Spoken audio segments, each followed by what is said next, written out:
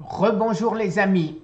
Alors, sur la demande de nombreux abonnés, de nombreux amis qui m'ont demandé de résumer, si c'est possible, en français, les interventions suivantes. Donc, je vais essayer.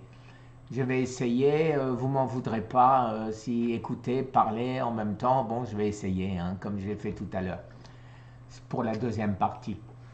Alors, d'abord, ce monsieur parle de la médecine traditionnelle et il nous dit, voilà, en gros, hein, il regarde dans un bouquin, il dit alors votre cas, il correspond à la page 394 de ce bouquin, donc il faut faire ça, ça, ça et ça. Voilà, ça c'est la médecine traditionnelle d'après lui. Donc, je ne sais pas ce qu'on va décider, ce qu'on va faire. Enfin bon, il ne sait pas trop. Je vous fais écouter. Really progressive immunotherapy. And of course, obviously, the lifestyle changes, that's all a given. And some gene targeted therapy. So this person hasn't been on any traditional medication, like when I mean traditional chemo or radiation, in 2 years. And sure enough, a recurrence hit, 98% recurrence rate anyway. But rarely does anyone get tumor free a second time after stage 4 ovarian. She's tumor free a second time. So that's kind of where we're at. So one of my point of telling this whole long story is so different. And I think it's important not to be put in this box and remember that, because it's often you get hit with a disease and the oncologist says, oh, you got page 396, you get this.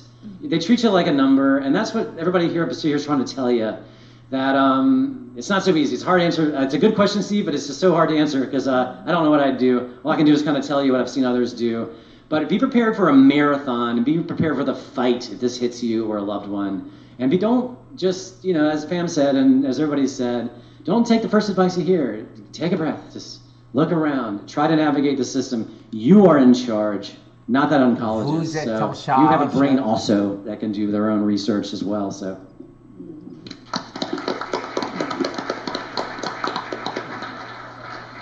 Alors maintenant, Thomas Seyfried. Yeah, this is an interesting question. People always ask me, what are you going to do if you get cancer?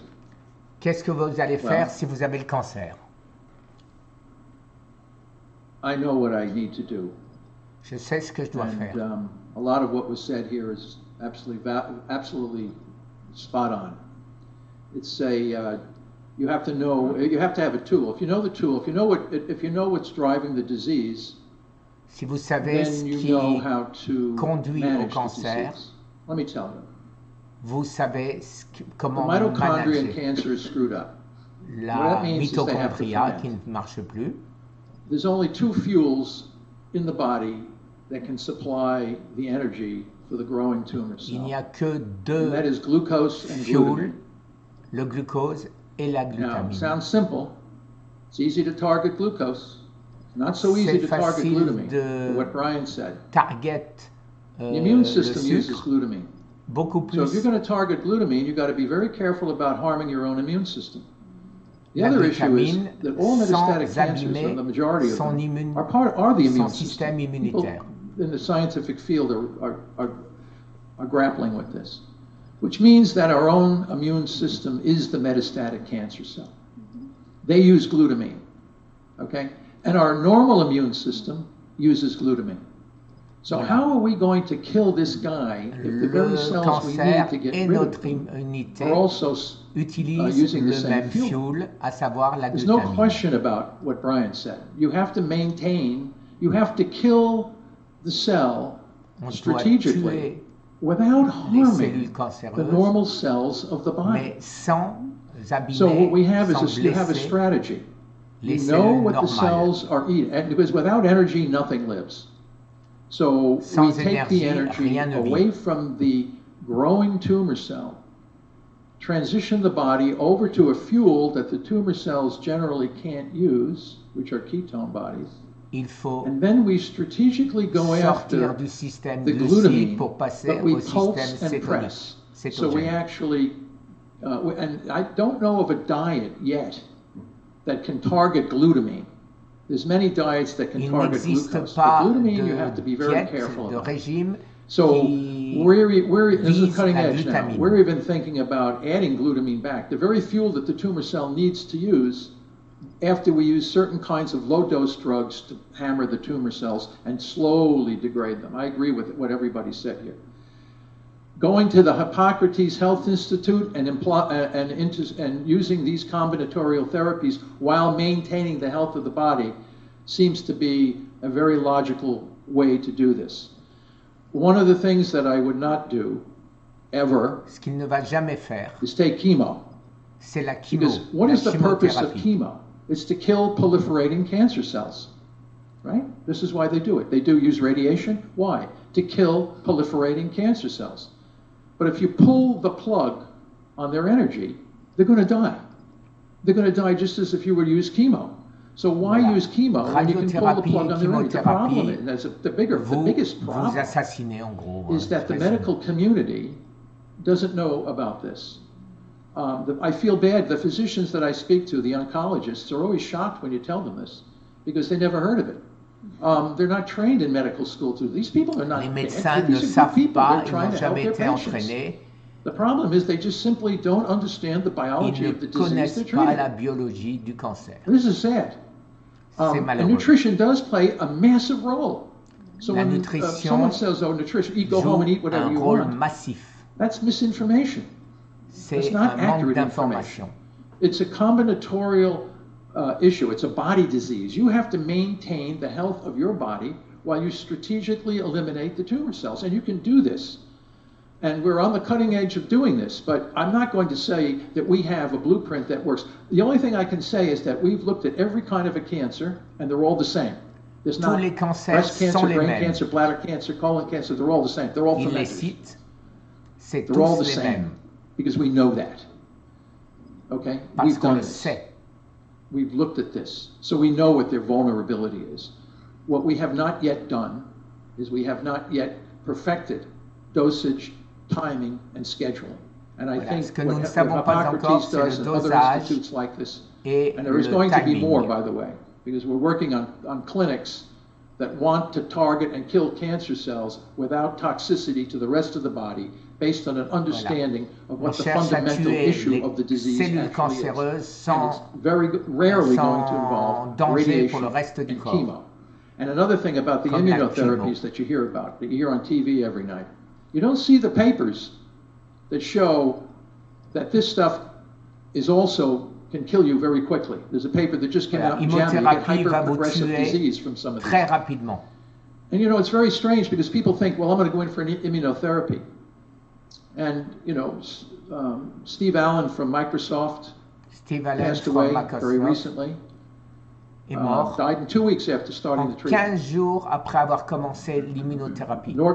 Blake Nordstrom of the Nordstrom department store, physicians very optimistic, dead in 2 weeks after starting these treatments. Voilà. Et lui aussi mort 15 jours no après avoir commencé. No one dies in 2 weeks from metabolic therapy, I can tell you. Personne ne meurt en 15 jours quand on fait le traitement métabolique. Before we go on, more than 35 years ago, we determined that sugar was feeding cancer, not because we had a brain trust of researchers at Hippocrates, but the forms of cancer that were visible to us when people were consuming large amounts of fruit were growing. And so we did a little test, and we took away all the fruit and saw it remiss in about 18 cases. So we wiped fruit out of the diet, initially for cancer, then eventually for other diseases.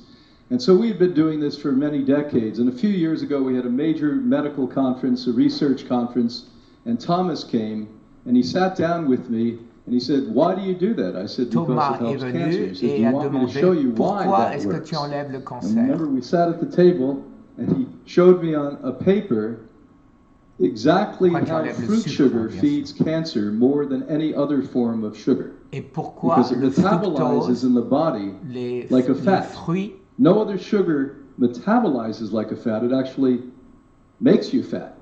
So what an eye-opener for the man I admire the most. Probably in history, there's been nobody who knows more about cancer than Thomas. So give him another hand. Personne ne connaît mieux le cancer que Thomas Seyfried. Alors voilà, alors qu'est-ce qu'il disait au sujet du sucre? Eh bien, c'est très facile à comprendre. Tous les autres types de sucre ou le gras, il faut le métaboliser, il faut le digérer. Le sucre des fruits, le fructose, est directement assimilable par les cellules du cancer et par nos cellules du corps en fait. Et donc de ce fait, eh ben, c'est un régal pour le cancer et c'est ce qui drive, comment est-ce qu'on dit, ce qui entraîne l'augmentation du cancer. Il n'y a pas pire que le sucre des fruits. Je vous l'ai dit, je l'ai essayé. Encore, j'ai vu tout à l'heure un commentaire qui m'explique que c'est des conneries, en gros, que le sucre est très bon, mais c'est quelque chose qui commence à être absolument non contestable aux États-Unis, où les hôpitaux, quand vous êtes cancéreux, ne vous donnent plus de fruits, essayent de ne plus vous donner de carbs du tout, essayent de ne plus vous donner quoi que ce soit d'inflammatoire. Ça avance dans les grands hôpitaux américains. Ça, c'est moi qui le dis, ça n'a pas été dit dans la conférence. Mais ce qui est certain, c'est que pour le sucre, il a raison. J'en ai parlé à des médecins autour de moi que je connais, que vous connaissez aussi parce que j'en parle, et tous, sans exception, tous m'ont confirmé que pour mourir vite du cancer, eh ben, il n'y a rien de mieux que les fruits. Voilà les amis. Alors là, vous voyez, là, je ne vais pas faire des contents avec certains professeurs français qui vous disent mangez des fruits, c'est bon, c'est plein d'antioxydants, etc., etc. C'est certainement bon pour ceux qui n'ont pas le cancer. Avoir des antioxydants, c'est très bon. Mais quand vous avez le cancer, c'est simplement trop tard. Et donc, il ne faut plus en manger. Merci, j'espère que mes traductions étaient suffisamment claires. Bon, je ne suis pas habitué à ce genre de prouesse. Et donc, voilà, bah, écoutez, au fur et à mesure, si je continue, eh ben, j'y arriverai, hein, de mieux en mieux. Une très bonne journée, je vais aller me raser, je vais aller me préparer parce que je vais, avec mon fils, faire mes échographies. Échographie des ganglions lymphatiques, échographie de ma prostate, échographie de mon foie. Et vous savez que j'ai parlé tout à l'heure à Laurent. Je lui ai dit, tu sais que je vais faire mes échographies. Et il m'a répondu, ça sert à rien. Au revoir, je vais répondre au téléphone.